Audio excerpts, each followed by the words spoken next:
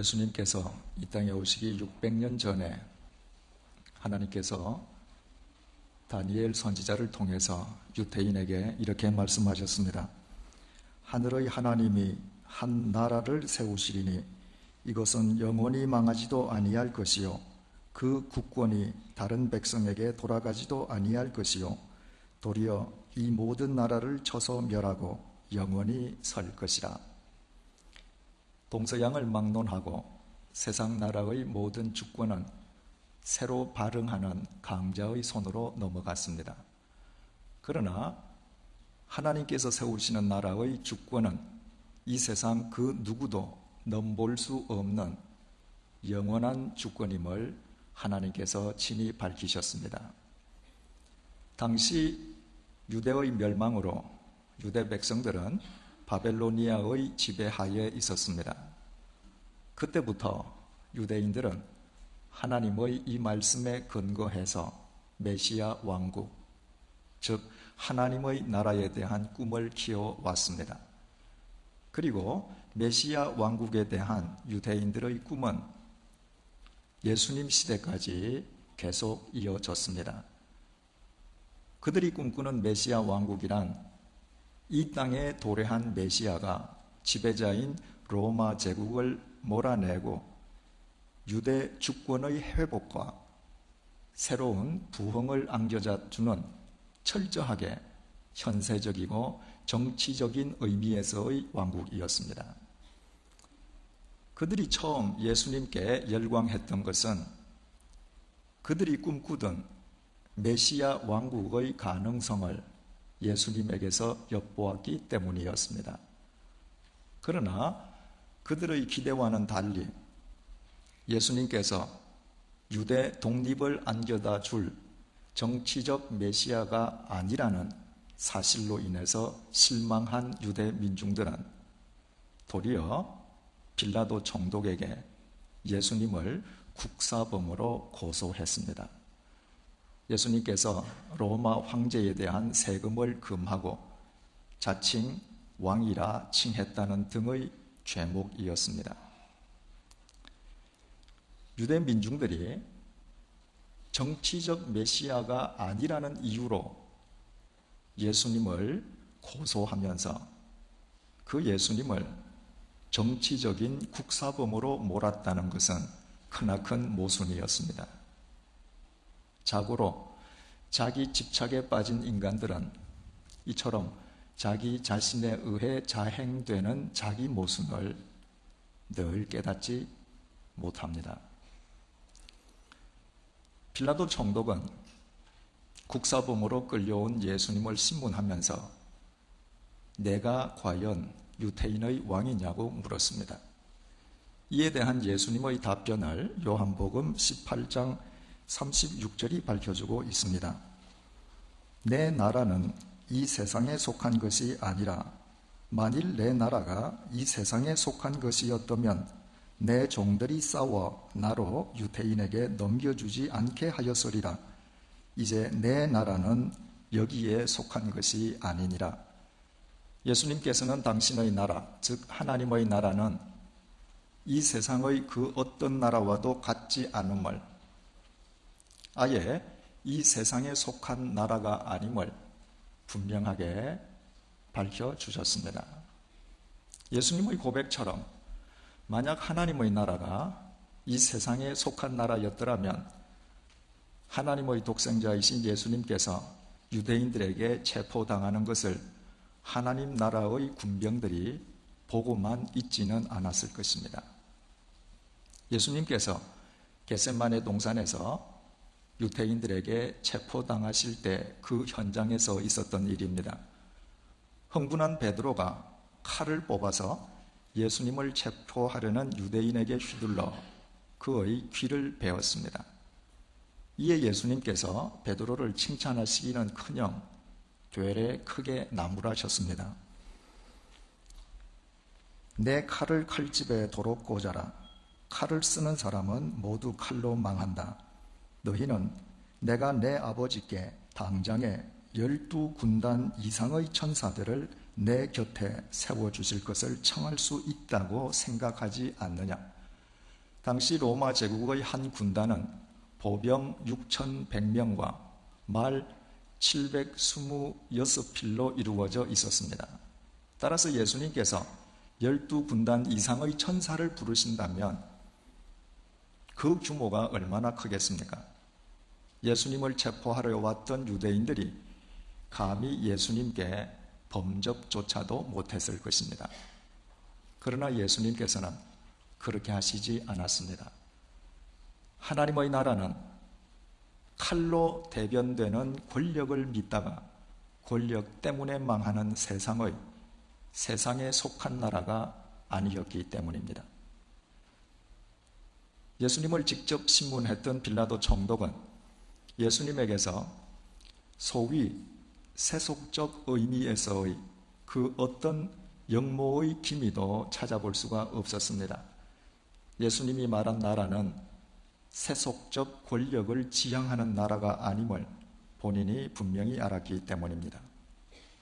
빌라도 총독은 2번씩이나 유대 민중에게 예수님의 무죄를 선언했지만 유대 민중은 반역자를 방면한다면 그것은 로마 황제에 대한 반역이라고 빌라도 총독을 압박했습니다. 예수님을 그냥 석방한다면 빌라도 총독을 반역자의 동조자로 로마 황제에게 고소하겠다는 위협이었습니다. 결국 유대 민중의 협박에 굴복한 빌라도 총독은 예수님께 사형을 선고했고 예수님께서는 십자가에 못 박히셔서 돌아가셨습니다. 그러나 그것은 끝이 아니었습니다. 오늘 본문 3절의 정언입니다. 해 받으신 후에 또한 저희에게 확실한 많은 증거로 친히 사심을 나타내사 40일 동안 저희에게 보이시며 하나님 나라의 일을 말씀하시니라. 해를 당하신 지 사흘째 되는 날 죽은 자 가운데서 다시 살아나신 예수님께서는 40일 동안 더 이 땅에 머무시면서 사랑하는 제자들에게 하나님 나라에 관해 가르쳐 주셨습니다. 하나님 나라에 대한 유대 민중의 오해로 인해 국사범으로 몰려 처형당하셨던 주님의 관심은 부활 이후에도 오직 하나님의 나라였습니다. 예수님께서 이 땅에 오셨던 목적이 하나님의 나라를 전하시는 것이었기 때문입니다. 이 땅에 오셨던 예수님께서 인간에게 최초로 행하셨던 설교 메시지의 내용이 마가복음 1장 15절에 기록되어 있습니다. 때가 찼고 하나님의 나라가 가까웠으니 회개하고 복음을 믿으라. 하나님의 나라가 얼마나 중요하면 예수님께서 이 땅에 오셔서 첫 번째 행하신 설교의 메시지가 하나님의 나라였겠습니까? 그런가 하면 주님께서 우리에게 가르쳐 주신 모범 기도문 역시 이렇게 시작되고 있습니다. 하늘에 계신 우리 아버지여, 이름이 거룩히 여김을 받으시오며 나라의 임하옵시며 뜻이 하늘에서 이룬 것 같이 땅에서도 이루어지이다. 하나님의 나라는 우리가 죽은 뒤에나 가는 곳이 아니라 이 땅에서부터 일구어 가는 것이요, 바로 그것이 우리 신앙과 기도의 목표가 되어야 함을 주님께서는 주님의 기도를 통해서 우리에게 분명히 일깨워 주신 것입니다. 바로 이것이 누가가 교회의 역사와 사도의 행적을 밝혀주는 사도행전의 벽두에서 하나님의 나라를 강조하는 것으로 사도행전의 내용을 본격적으로 전개하고 있는 이유입니다. 교회의 궁극적인 목적은 죽은 자 가운데서 다시 살아나신 예수 그리스도 안에서 하나님의 나라를 일구고 전하는 데 있고, 바로 그것이 주님께로부터 부름받은 사도들의 의무이기 때문입니다. 이 세상의 나라는 영토, 국민, 주권을 필수적인 요건으로 삼고 있습니다. 이 세 가지 요건 중 그 어느 것이 빠져도 나라를 이룰 수는 없습니다. 그렇다면 하나님 나라의 영토는 대체 어디에 있는 것입니까? 언제, 어디로 가야 하나님 나라에 입국할 수 있는 것입니까? 2000년 전에 바리새인들이 똑같은 질문을 주님께 제기했을 때 주님께서 주셨던 답변을 누가는 누가복음 17장에서 이렇게 기록했습니다. 하나님의 나라는 볼 수 있게 임하는 것이 아니요 또 여기 있다 저기 있다고도 못하리니 하나님의 나라는 너희 안에 있느니라. 하나님의 나라는 이 세상의 영토를, 땅을 필요로 하지 않습니다. 하나님의 나라가 임하는 영토는 우리 각자의 심령이기 때문입니다. 그리고 그 조건도 대단히 간단합니다. 인간의 인생에 대한, 인류 역사에 대한, 우주 만물의 섭리에 대한 하나님의 절대 주권을 인정하는 것입니다. 하나님의 그 주권을 인정하는 자라면 그가 누구이든 상관없이 그의 심령 속에는 하나님의 나라가 임하게 됩니다. 이 세상 특정 국가의 영토 속에서 태어나거나 특정 국가 국민의 자식으로 태어나면 해당 국가의 국민이 될 수 있습니다. 그러나 하나님 나라의 주권을 인정하지 아니하는 자라면 아무리 동일한 영토 속에 거하는 자라 할지라도 하나님의 나라를 얻고 누릴 수는 없습니다. 세상 나라의 주권은 흥망성쇠를 거듭합니다. 그러나 영원하신 하나님 나라의 주권은 절대 불변입니다. 그래서 누구든지 하나님의 절대 주권 속에 거하기만 하면 그의 상황과 상관없이 그가 처해 있는 공간과 상관없이 그는 하나님의 나라를 누릴 수 있습니다. 하나님의 나라는 우리의 심령 속에 임하고 그 하나님의 나라를 제약할 수 있는 시간과 공간은 이 세상 그 어디에도 존재하지 않기 때문입니다. 우리 믿음의 대상이신 하나님은 영이십니다. 따라서 하나님의 절대 주권을 인정하며 살아간다고 하는 것은 영이신 하나님,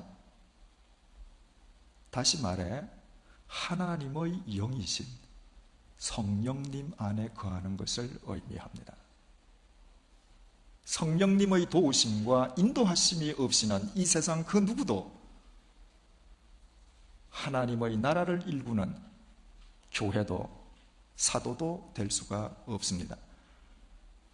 그래서 누가는 사도행전을 시작하면서 1장 1절에서부터 8절에 이르기까지 2절, 5절, 8절을 통해 성령님을 3번이나 언급했습니다.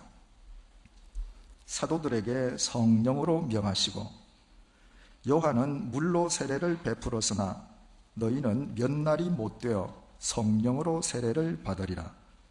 오직 성령이 너희에게 임하시면 너희가 권능을 받고 예루살렘과 온 유대와 사마리아와 땅끝까지 이르러 내 증인이 되리라. 교회의 역사와 사도들의 행적을 밝혀주는 사도행전의 서두에 이 짧은 문장 속에서 누가가 3번씩이나 성령님을 되풀이한 것은 성령님 안에 거하지 않고는 그 누구도 교회를 이루거나 사도의 삶을 살 수 없기 때문입니다. 성령님 안에 거한다고 하는 것은 자기 삶의 전반에 걸쳐 매 순간마다 자신과 함께하고 계시는 성령님을 의식하고 살아가는 것입니다. 바꾸어 말씀드리면 자신의 삶 속에서 일어나는 크고 작은 모든 일들 속에 자신을 향한 성령님의 뜻이 있음을 겸허하게 받아들이는 것입니다.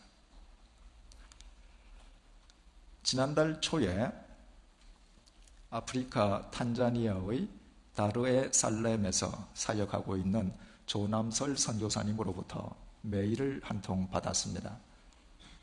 조 선교사님의 허락을 얻어서 그 내용을 이 시간 여러분들에게 읽어드리겠습니다.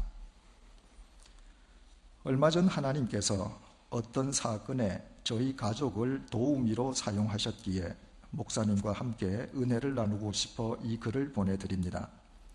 지난달 다르에살람 항에 선교 선박 둘로스호가 정박하여 3주 정도 머물다 갔습니다. 그래서 저희 가족도 말로만 듣던 둘로스호를 둘러볼 기회를 갖게 되었습니다. 둘로스호를 방문하기 전날 딸 혜연이의 후배인 바울이 우리 집에 놀러 왔습니다. 그날 밤 늦게 바울 어머니가 전화를 하여 집에 갑자기 손님들이 오셨다며 바울을 우리 집에서 좀 재워달라고 부탁했습니다. 우리 집에서 잠을 잔 바울은 이튿날 둘로스호 방문에도 우리 가족과 동행하게 되었습니다. 둘로스호 내부를 둘러보고 그곳에서 헌신하고 있는 한국인 형제 자매들을 만나보고 막 떠나려는 즈음 바울 어머니의 전화를 받았습니다. 자신이 지금 모처에 있는데 바울을 그곳으로 데려다주면 좋겠다는 것이었습니다. 우리 가족은 전혀 예정에도 없던 우리 집과는 정반대 방향으로 가서 바울을 내려주게 되었습니다. 아내는 이왕 여기까지 왔으니 슈퍼에서 장을 보고 가자고 했습니다. 장보기를 마치고 귀가하기 위해 운전석에 앉아 핸들을 잡았을 때입니다. 이상하게도 평소에 제가 늘 다니던 길이 아닌 해안길을 따라가고 싶다는 마음이 불쑥 들어 그 방향으로 핸들을 돌렸습니다. 그러자 아내는 왜 다른 길로 가느냐며 딴 볼 일이 있는지 물었습니다.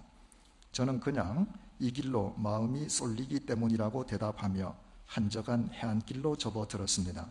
그 순간 흑인 한 명이 길 한복판에서 두 팔을 번쩍 들고는 제 차를 가로막는 것이었습니다. 이런 경우는 대부분 노상 강도이기에 차를 세우지 않는 것이 통례입니다.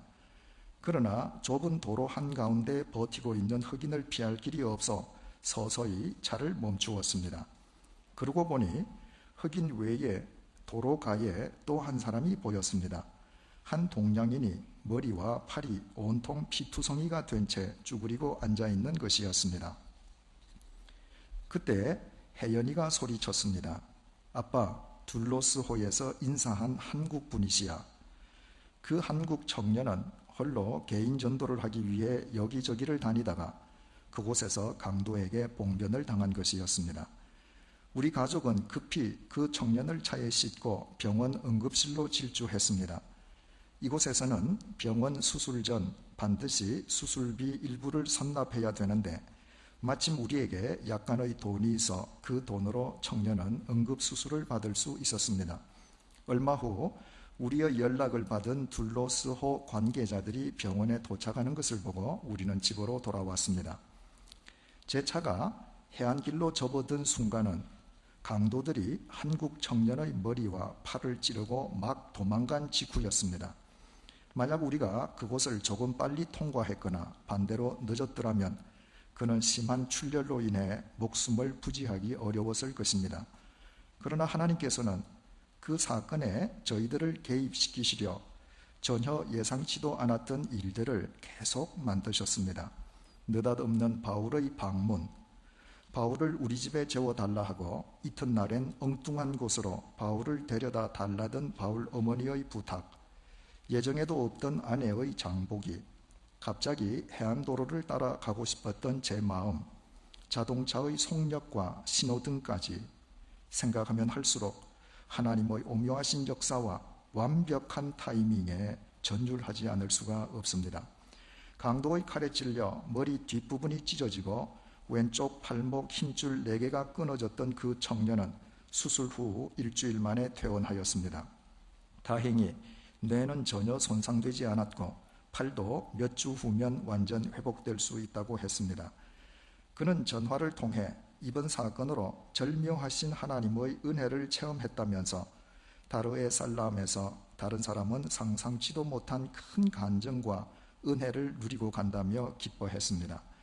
이 사건을 통하여 저 개인적으로는 자동차의 속력과 신호등의 시간마저도 성령님께서 주관하심을 새삼스레 깨달았기에 조급함이나 서두름이 없이 삶의 여유를 지니게 되었습니다. 조남설 선교사님이 해안길에서 피투성이가 된 한국 청년을 구출해낼 수 있었던 것을 우연의 일치라고 치부해버릴 수도 있습니다. 그러나 조 선교사님은 그러지 않았습니다. 전날 밤부터 자기 삶 속에서 연이어 일어났던 모든 일들, 심지어는 자동차의 속력과 신호등의 길이마저도 성령님의 역사로 받아들였습니다. 성령님 안에 거한다는 것은 이런 것입니다. 자기 삶에서 일어나는 모든 일들을 성령님의 역사로 받아들이는 것입니다. 조 선교사님이 이처럼 자신의 삶 속에서 치밀하게 당신의 역사를 이루어 가시는 성령님을 매 순간 의식하고 살아가는 한 그분의 심령 속에 어찌 하나님의 나라가 흥왕하지 않겠습니까? 그분의 고백처럼 삶의 여유를 누리면 말할 것도 없고 성령님 안에서 매일 엮어지고 있는 자신의 삶 자체가 기적 덩어리로 받아들여지지 않겠습니까? 혹 누군가가 이런 질문을 제기할 수 있습니다. 성령님께서 정말 그처럼 우리 각자의 삶을 주관하신다면 왜 시간을 좀 더 정확하게 조절하셔서 아예 그 한국 청년이 강도의 습격을 받지 않도록 해주시지는 않았느냐고 말입니다. 전능하신 하나님의 영이신 성령님께서는 물론 그렇게 하실 수도 있습니다. 그러나 성령님께서 그렇게 하셨더라면 그 한국 청년은 성령님께서 자신의 위험을 막아주셨음을 전혀 인식도 못하고 살아갈 것입니다. 그러나 강도의 습격으로 자신의 목숨이 경각에 달린 그 위급한 순간으로부터 자기를 구원해내시기 위해 성령님께서 그 전날 밤부터 치밀하게 역사하셨음을 그는 현장에서 확인할 수 있었습니다. 그렇다면 그 청년에게 어느 쪽이 유익합니까? 자신이 인식하지도 못하는 가운데에 성령님에 의해서 위험을 모면하는 것입니까? 아니면 강도의 습격으로 인해 신비로운 성령님의 실제를 자신의 삶으로 확인하는 것입니까? 두말할 것도 없이 후자입니다. 그 사건으로 인해서 그 청년은 날마다 자신의 삶을 붙들고 주관하고 계시는 성령님을 매 순간순간 의식하며 살아갈 것이요, 결과적으로 성령님 안에 거하는 그 청년의 심령 속에는 날마다 하나님의 나라가 충만할 것입니다. 이것이 중요합니다. 나의 계획이 이루어질 때는 말할 것도 없고, 나의 계획이 무참하게 무산되고 뜻밖의 해를 입는 경우에도 그 속에 성령님의 뜻이 있음을 믿고 감사함으로 받아들이는 자가 하나님의 나라를 일구고 전하는 사도일 수 있고 교회를 이룰 수 있습니다. 그 사람만, 불신자와 그 삶이 진정으로 구별될 수 있기 때문입니다. 지난 화요일에 양재 횃불회관에서 예수원 설립 40주년 기념 고 대천덕 신부님 추모 음악회가 모테트 합창단 주관으로 열렸습니다. 그 순서 중에 생전의 대천덕 신부님 모습을 기리는 영상이 잠깐 소개되었는데, 그 영상을 시작하는 서두 문구가 대단히 감동적이었습니다. 우리는 보이지 않는 하나님을 보고 만지기 위해 예수원으로 간다. 예수원에 있는 강원도 황지는 한국의 오지 중의 오지입니다. 그런데 지난 40년간 수없이 많은 사람들이 그 산골짜기를 찾아갔습니다. 아마 이 자리에도 그곳에 다녀오신 분들이 수없이 많을 것입니다. 이유는 단 한 가지였습니다.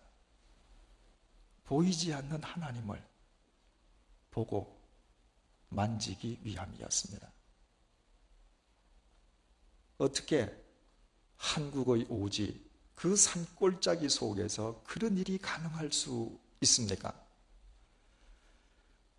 성공회 소속인 대천덕 신부님께서 일평생토록 하나님의 절대 주권 속에서 성령님 안에서만 거하셨기 때문입니다.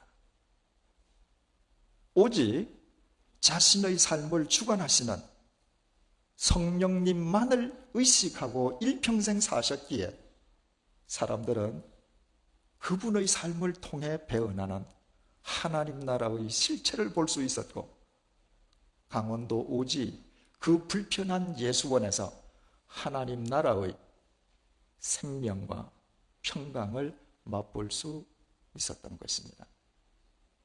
보이지 않는 하나님 나라의 실체를 보고 경험하게 해주었던 대천덕 신부님은 우리 시대의 진정한 교회요 사도임에 분명합니다. 사랑하는 형제 자매 여러분, 진정으로 하나님을 믿으신다면 하나님의 절대 주권을 인정하십시다. 하나님의 영이신 성령님 안에 거하십시다. 매일매일 삶의 전반에 걸쳐 우리의 삶을 주관하고 계시는 성령님을 의식하며 살아가십시다. 자동차가 지체되고 신호등의 길이 속에서도 성공과 기쁨뿐 아니라 실패와 고통 속에서도 나를 위한 성령님의 역사가 있음을 겸허하게 받아들이십시다. 그때 우리의 삶을 통해 하나님의 나라가 이 세상에 배어날 것이요, 우리는 이 시대를 정화하는 우리 시대의 진정한 교회와 사도로 이 혼탁한 도심 속의 예수원으로 살아갈 수 있을 것입니다. 기도하시겠습니다. 우리에게 하나님의 나라를 주시기 위해 이 땅에 오셨고 부활하신 후에도 하나님의 나라를 거듭 가르쳐 주신 주님, 우리 속에 하나님의 나라가 임해 있지 않다면 설령 우리에게 억만금이 있다 한들 우리는 고작 내일의 시체에 지나지 않음을 깨닫게 해주심을 감사드립니다. 비록 우리에게 지는 지닌 것이 없을지라도 우리 속에 하나님의 나라가 임해 있다면 우리가 어느 곳에 있든 바로 그곳이 에덴 동산임을 알게 해주심도 감사드립니다. 우리의 행복은 우리 외부의 조건이나 상황에 달린 것이 아니라 우리 심령이 하나님의 나라를 누리고 있는지의 여부로 가려짐을 일평생 잊지 않도록 도와주십시오. 나의 생사 화복과 인류의 역사와 우주 만물을 주관하시는 하나님의 절대 주권을 믿습니다. 절대 주권자이신 하나님의 영 성령님께 나의 삶을 온전히 의탁합니다. 나의 삶 속에 일어나는 모든 일들이 나를 위한 성령의 역사임을 믿습니다. 성령님에 의해 엮어지고 있는 우리의 삶 자체가 기적 덩어리임도 믿습니다. 우리 모두 성령님의 인도하심 속에서 하나님의 나라를 누리고 전하는 이 시대의 교회와 사도로 도심 속의 예수원으로 살아가는 기쁨을 날마다 누리게 도와주십시오. 예수님의 이름으로 기도드립니다. 아멘.